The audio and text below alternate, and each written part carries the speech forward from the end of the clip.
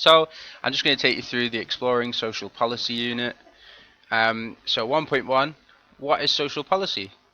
So there's a bit of a definition on the slide. So social policy is something that has an impact on the real world. Government, businesses, and voluntary organisations all have policies that are experienced by families and individuals. What are they? Aims and goals of the government or of the institution involved, and they want to improve human welfare. They're involved in education, health, housing, etc. Um, so 1.2, to discuss current examples of social policy and how they affect the lives of citizens. So just giving you a bit of an example. So the sugar tax, otherwise known as the levy on soft drinks, what effects may that have? Well, it may help to make people more healthy. It may reduce the consumption of soft drinks, increase funding for healthcare. It could have no effect whatsoever. It might not change people's behaviour at all.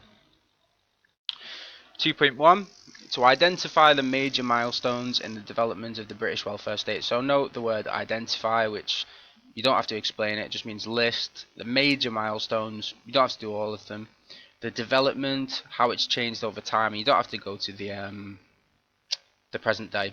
So I've just listed 5 there. So from 1601, the Poor Law, and 1834, the Poor Law Amendment Act, which essentially introduced workhouses, and 1834 made workhouses really the only method of aiding the poor.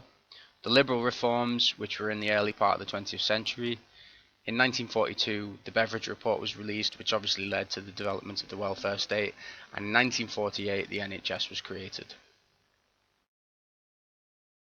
2.2, to evaluate the significance of the Beveridge Report when first published and today. So, the Beveridge Report identified the 5 giant evils in British society listed there, but it asked you to evaluate the significance of the Beveridge Report. So first of all, the significance of it when it was first introduced was that it led to the development of amazing parts of the British welfare state, such as the NHS, such as the welfare state, such as protection for people who needed help.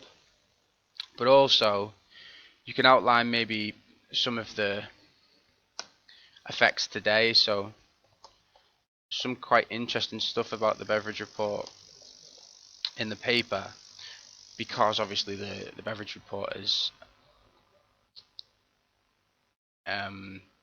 been 75 years in existence. So, for example, this article says, "What if Beveridge were reporting today?" So it discusses the Beveridge Report. So I'd look at some things like that, and think about how much it's maybe eradicated some of the 5 giant evils, such as want, such as disease, that it was designed to.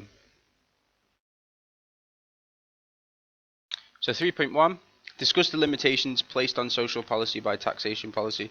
So a bit of a mouthful, but for me, that is about why it is that the government can't just do whatever they want in terms of social policy, because perhaps they won't have enough money because of the way they collect taxes.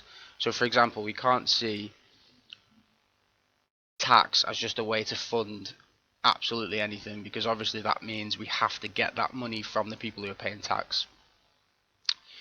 First of all, you could discuss things like the fact that the public really don't like paying tax, so obviously that places a limitation on social policy. So some quotations from articles and from websites, so such as, "Don't let the tax man grab your hard-earned savings," from the Daily Mail. And also, the issue itself is that most of government does what is funded, does what the government does is funded by taxation. So obviously the government has to raise the money through tax if they want to do anything. So the government actually has to think about how it's going to get that money if it was going to introduce a new social policy or something like that. So for example, a couple of years ago, the Labour Party suggested to fund the NHS, they were going to increase taxation on cigarettes. However, if people are not smoking as much, then that's counterproductive, because it means that the money might not be available to the healthcare sector. 3.2, to discuss contemporary models for social policy such as New Right and Social Democratic. So just a bit of a description of the New Right. So the free market is seen as the cornerstone of economic and political freedom. They're influenced by certain economic beliefs, and they call themselves the New Right to really distinguish themselves from the Conservative Party and the right wing after the Second World War, who were much more close to the Labour Party as a result of the post-war consensus. With the New Right, think about people like Charles Murray, who said that the welfare state is bad and it creates people who are not looking after themselves, and the New Right believes in traditional social values and things like that. There's lots of stuff to find on it. It's a really famous sociological theory and political theory. Social democratic approach, based on the ideas of the Labour Party, influenced by the guy on the right, William Beveridge. Poverty is the result of inequalities in the labour market. Think back to the poverty unit, and it's not poor people's fault. They need help from the government. That's the social democratic approach. What we need is a welfare state to protect people against things like the free market, with low wages, high unemployment, things like that. So then on to the grade descriptors. So first grade descriptor, understanding of the subject. So how do you show understanding? Well, you introduce a range of concepts, you explain your ideas well, you relate them to the issues raised by the criteria, you make sure it's focused, you don't make any mistakes. Additional materials really good, particularly something that maybe is a bit surprising or that I haven't necessarily taught you and you found yourself. That would illustrate your understanding. Use of information. Use of information is really about breadth and depth. So if you've got a lot of sources in your text and you're using them well, that stands you in good stead for a distinction. Communication and presentation is about language use, about how it looks. So if it's a presentational thing like a timeline, a poster, it should be visually presented well, but also it should be written well. It doesn't have to be absolutely perfect with absolutely no commas out of place or whatever, but we expect high standards of written communication. And quality is about how good your work is in general.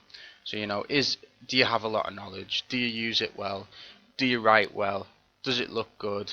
Etc. And if all of those things, the answers are yes, then your quality is likely to be high.